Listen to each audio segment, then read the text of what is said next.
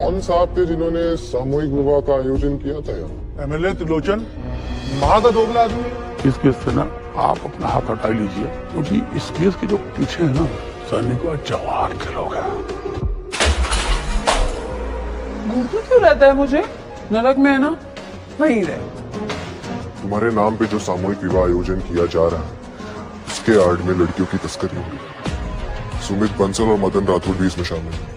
शराबबाजी का शौक है या कोई और शौक भी रखते हैं?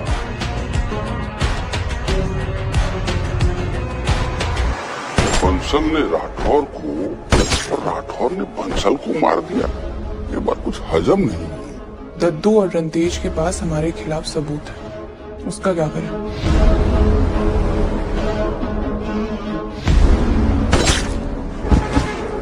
सर, अभी हमने माला जी और साधु की रिकॉर्डिंग सुनी। इसमें साधु ये कह रहा था कि उसने माला जी के कहने पर दो कांड किए हैं। सर, कहीं ये 2 कांड का रेफरेंस आपके फादर और पिंटू जी के साथ तो नहीं है? हेलो दोस्तों, welcome back to my YouTube channel. तो दोस्तों, कहानी सुनाने की सीरीज में आज हम बात करेंगे टुकड़ा के मेरा प्यार सीजन 2 के एपिसोड 38 से 41 तक का फुल एक्सप्लेनेशन। तो चलिए बिना टाइम गवाए चलते हैं कहानी की ओर। तो हेडफोन लगाइए और तैयार हो जाइए हमारी स्टोरी सुनने के लिए। तो दोस्तों, कहानी की शुरुआत में कुलदीप घर से ऑफिस जा रहा होता है और अभिमन्यु कुलदीप का जो पीए होता है वह थोड़ी देर से आने के लिए बोलता है, क्योंकि उसके पापा हॉस्पिटल में एडमिट होते हैं और उसे हॉस्पिटल जाना होता है। फिर कुलदीप वहां से निकल जाता है और अभिमन्यु को बोल देता है कि तुम अपने पापा को देखने जाओ हॉस्पिटल, बाद में आ जाना। फिर अभिमन्यु हॉस्पिटल जा रहा ही होता है, तभी माला उसे रोक लेती है और कुछ जरूरी बात करने के लिए बोलती है। तो अभिमन्यु रुक जाता है और माला के साथ बात करने बैठ जाता है। माला अभिमन्यु को एक मकान गिफ्ट करती है और उसे एक गाड़ी गिफ्ट करती है। तब अभिमन्यु पूछता है कि मैडम आप यह सब क्यों दे रही हैं? तब माला बोलती है कि यह बताओ कि प्रीति एक डिटेक्टिव है कि नहीं। तो अभिमन्यु कुछ नहीं बोलता। फिर उसके बाद माला उसे उसके पापा को मारने की धमकी देती है और कहती है कि अगर तुमने कुछ नहीं बताया तो वह उसके पिता को मार देगी और अपने आदमी को उसके पिता को मारने के लिए लगा देती है और वह आदमी उसके पिता के पास ही रहता है। तब माला वीडियो कॉल पर उसके पिता को दिखाती है और कहती है कि अगर तुमने सच नहीं बताया तो तुम्हारे पिता को मार दिया जाएगा। तब अभिमन्यु बता देता है कि प्रीति एक डिटेक्टिव है जिसे सर ने आप पर निगरानी रखने के लिए लगाया है। अभिमन्यु उसके बाद उसको सारा सच बता देता है। फिर माला अभिमन्यु को बोलती है कि तुम्हें कुलदीप से जुड़ी सारी जानकारी मुझे देनी होगी, अगर तुमने ऐसा नहीं किया तो तुम्हारे पिता को हम खत्म कर देंगे। फिर अभिमन्यु भी अपने पिता की जान बचाने के लिए माला को सब कुछ बताने के लिए रेडी हो जाता है और माला के साथ मिल जाता है। फिर उसके बाद दूसरी तरफ कुलदीप माला की कॉल डिटेल्स के जरिए अनुमान लगाता है कि साधु कुंदन ने माला के कहने पर ही कुलदीप के पिता और उसके दोस्त पिंटू को मरवाया था, क्योंकि जिस दिन कुलदीप के पिता और पिंटू की डेथ हुई थी उस दिन कुंदन और माला के फोन पर माला की बहुत सारी कॉल आई हुई थी। और कुलदीप अभिमन्यु को कहता है कि जो डिटेक्टिव प्रीति मेड के रूप में लगी हुई है उसकी जान को भी खतरा हो सकता है, क्योंकि अगर यह बात माला को पता चली तो वह उसको मार भी सकती है, इसलिए यह बात किसी को नहीं पता चलनी चाहिए। फिर अभिमन्यु कहता है कि सर सिर्फ कॉल डिटेल्स के जरिए हम यह नहीं कह सकते कि यह सब माला मैडम ने किया है। फिर उसके बाद कुलदीप बोलता है कि नहीं, यह मेरा अनुमान पक्का है और यह सही निकलेगा। फिर अगले सीन में शान्विका उन लड़कियों से मिलने जाती है जिन्हें उसने बंसल राठौड़ के चंगुल से छुड़ाया था। वह लड़कियों से मिलती है और बातचीत करती है। तब उनमें से एक लड़की बताती है कि माखनलाल नाम का जो व्यक्ति है वह उन्हें बहला फुसलाकर शादी के लिए रेडी करता है। तब उन लड़कियों को ले जाकर उन्हें बेल्ट से मारता है और उनका शोषण करता है। फिर शान्विका पुष्कर को फोन करती है और माखनलाल को कहीं से भी ढूंढकर निकालने के लिए बोलती है। पुष्कर और अंगद माखनलाल को ले आते हैं और माखनलाल को भी सेम उसी तरीके से पिटाई करते हैं जिस तरह से वह लड़कियों की करता था। वे भी उसकी बेल्ट से पिटाई करते हैं। फिर माखनलाल सबकी सच्चाई बता देता है और लड़कियों की तस्करी का मास्टरमाइंड होम मिनिस्टर विशाल टिकारिया के बारे में बताता है। माखनलाल बोलता है कि हम तो सब, मैं, बंसल, राठौर, सब हम छोटे मोटे प्यादे हैं, असली मास्टरमाइंड तो विशाल टिकारिया है जिसके कहने पर ही लड़कियों की तस्करी होती है। और माखनलाल के पास विशाल टिकारिया के खिलाफ सारे सबूत भी होते हैं। वह उन सबूतों को इसलिए रखता है कि अगर कभी वह फंस जाए तो विशाल टिकारिया तो एक होम मिनिस्टर है, वह बच जाएगा, लेकिन माखनलाल को कौन बचाएगा। इसलिए वह विशाल टिकारिया के खिलाफ सबूत इकट्ठा करता रहता था और वही सबूत वह शानविका को दिखा देता है। अब शानविका उन सारे सबूत को कुलदीप को दिखाती है। उधर पुष्कर और अंगद उस दूसरी लड़की को भी बचा लेते हैं जिसकी माँ लास्ट एपिसोड में कुलदीप से मदद लेने के लिए आती है, लेकिन कुछ लोगों के द्वारा उसे भी मार दिया जाता है ताकि कुलदीप इस मैटर के तह तक ना पहुंचे। अब कुलदीप शानविका के पास सारे सबूत थे और 2 लड़कियों की गवाही भी थी।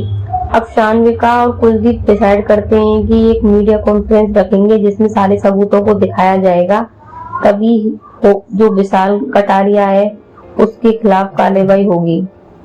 फिर उसके बाद प्रेरणा शानविका की कामयाबी को देखकर उसकी पॉलिटिक्स पे उसकी नजर होती है और वह उसे गिराने का सोचती है, क्योंकि तभी प्रेरणा पॉलिटिक्स में खुद की जगह बना पाएगी जब शानविका पॉलिटिक्स में गिर जाए। फिर उसके बाद पुष्कर प्रेरणा की सच्चाई जानकर उसे गले से लगा लेता है और उसे बोलता है कि तुम पुष्कर चौहान की वाइफ हो और तुम्हारा कोई बाल विवाह का नहीं कर सकता और विशाल टिकारिया को हम सजा देंगे, तुम चिंता मत करो। अगले सीन में शानविका और कुलदीप मिलकर मीडिया को विशाल टिकारिया के खिलाफ सारे सबूत दे देते हैं। फिर उसके बाद जब विशाल टिकारिया के खिलाफ सारे सबूत मीडिया के सामने आ जाते हैं तो विशाल टिकारिया को गिरफ्तार कर लिया जाता है। यह सब देख सीएम भी शानविका से बहुत खुश होते हैं और उसकी वाहवाही होती है। कुलदीप और शानविका की चारों तरफ वाहवाही होती है। उधर दूसरी तरफ जब दद्दू को यह बात पता चलती है तो वह समझ जाता है कि कुलदीप ने उसे और रणतेज को धोखा दिया है और वह शानविका के साथ ही मिला हुआ था, लेकिन वह फिर भी कुलदीप के पास मिलने जाता है और उसे झूठी तारीफ करता है कि तुमने जो किया वह अच्छा किया, ताकि कुलदीप को ऐसा लगे कि दद्दू अभी भी उसके साथ ही है। फिर कुलदीप दद्दू से बोलता है कि मैं शानविका से बदला लेना चाहता हूँ, लेकिन मैं सही केस में लेना चाहता हूँ, मैं उस केस में उसे नहीं फंसाना चाहता जिसमें वह शामिल ही नहीं थी, मैं सब कुछ ईमानदारी से करना चाहता हूँ। फिर उसके बाद अगले सीन में दिखाते हैं कि जो माला है वह डिटेक्टिव प्रीति को मारने की कोशिश करती है और उसे एक रूम में बंद कर देती है, क्योंकि प्रीति को अस्थमा होता है और अगर वह ज्यादा देर तक रूम में बंद रहेगी तो उसकी जान भी जा सकती थी। तो वह उसे बंद कर देती है और उसके अस्थमा पंप को कहीं छुपा देती है। प्रीति के पास एक सीक्रेट फोन होता है जिसे वह हमेशा अपनी कलाई में छुपा कर रखती है। वह उस फोन से कुलदीप को कॉल करती है और घबरा कर सिर्फ उसके मुंह से माला माला नाम निकलता है। कुलदीप वह शब्द सुन के सीधे ही अपने घर आ जाता है और प्रीति को ढूंढने लग जाता है और तभी हॉस्पिटल उसे पहुंचा दिया जाता है। फिर कुलदीप समझ जाता है कि यह सब माला ने ही किया है, जैसा कि उसका डाउट था। फिर अगले सीन में कुलदीप माला से बात करने जाता है और उसे बोलता है कि मैंने तुम्हें अपनी पत्नी मानने की बहुत ही कोशिश की थी, उससे पहले मैंने तुम्हें दोस्त बनाने की कोशिश भी की थी, लेकिन पत्नी तो बहुत दूर, मैं तुम्हें दोस्त भी नहीं बना पाया, इसलिए तुम्हारी और मेरी इसी में भलाई है कि हम दोनों अलग हो जाएं। और मैं इस बात के लिए माफी मांगता हूँ कि मैंने अपने फायदे के लिए तुमसे शादी की थी। तब माला उसे बोलती है कि हमारी शादी मेरी मर्जी से नहीं हुई थी, लेकिन इस रिश्ते से तुम तो दोस्तों अब आगे बढ़ते हैं स्टोरी में। तो दोस्तों अब सीजन 2 में जो लास्ट एपिसोड में हमने देखा था कि एक व्यक्ति जो शानविका को अननोन नाम से लेटर भेजा करता था, उसका फेस दिखाते हैं। वह कोई और नहीं, वह जो दद्दू का पर्सनल असिस्टेंट सिंध होता है, वही शानविका को सारी बातें लेटर में लिखकर भेजता है ताकि दद्दू को मिटाया जा सके। दरअसल उसका जो सिंध का पिता था, वह एक बार सिंध से मिलने आता है और वह उसे बोलता है कि तुम इस गलत आदमी के साथ मत रहो, चाहे तुम मेहनत मजदूरी कर लो, हम उसमें खुश हैं, लेकिन तुम इसका साथ मत दो। तो वह अपने पिता से वादा करता है कि वह यह नौकरी छोड़ देगा। तब उसका पिता जा रहा होता है और उसका एक्सीडेंट हो जाता है। तो सिंध अपने पिता की आत्मा का चेहरा भी दिखा दिया जाता है, जो शानविका को छुपके से लेटर भेजा करता था। अब शानविका को कुलदीप की चिंता होती है और उसे डर लगता है कि वह माला के पास है और माला कुलदीप को भी नुकसान पहुंचा सकती है। तो वह कुलदीप को मिलने के लिए बुलाती है और उसे माला से दूर रहने के लिए कहती है उसे, और वह बोलती है कि मुझे शक है कि माला ने ही तुम्हारे पिता और दोस्त को मरवाया है। तब कुलदीप शानविका को बोलता है कि हम दोनों ने एक मिशन पर काम किया था, लेकिन इसका मतलब यह नहीं है कि मैंने तुम्हें माफ कर दिया है। वह लड़ाई तो खत्म हो गई, लेकिन अब मेरी और तुम्हारी लड़ाई जारी रहेगी और मैं तुमसे अपना बदला पूरा करके ही रहूंगा। और दोस्तों यह एपिसोड 41 यहीं पर खत्म हो जाता है। जैसा कि अब हम देखते हैं कि यह सीजन नया मोड़ लेते हुए जा रहा है, तो अब आगे देखते हैं क्या होता है। तो मिलते हैं नेक्स्ट एपिसोड के साथ। धन्यवाद। अगर आपको हमारी स्टोरी पसंद आई हो तो हमारे चैनल को सब्सक्राइब करें, बेल आइकन को प्रेस करना ना भूलें और इस वीडियो को शेयर जरूर करें। धन्यवाद।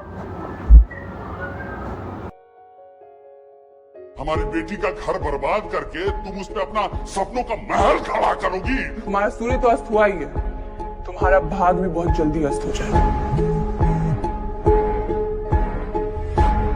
सर साधु कुंदन का पता चल गया है, लोकेशन भेज रहा हूँ।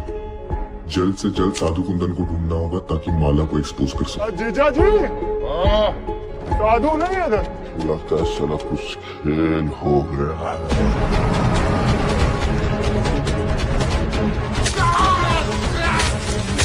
हम चाहते हैं कि तुम कुलदीप को डिवोर्स दे दो, वो भी बिना किसी ड्रामा के।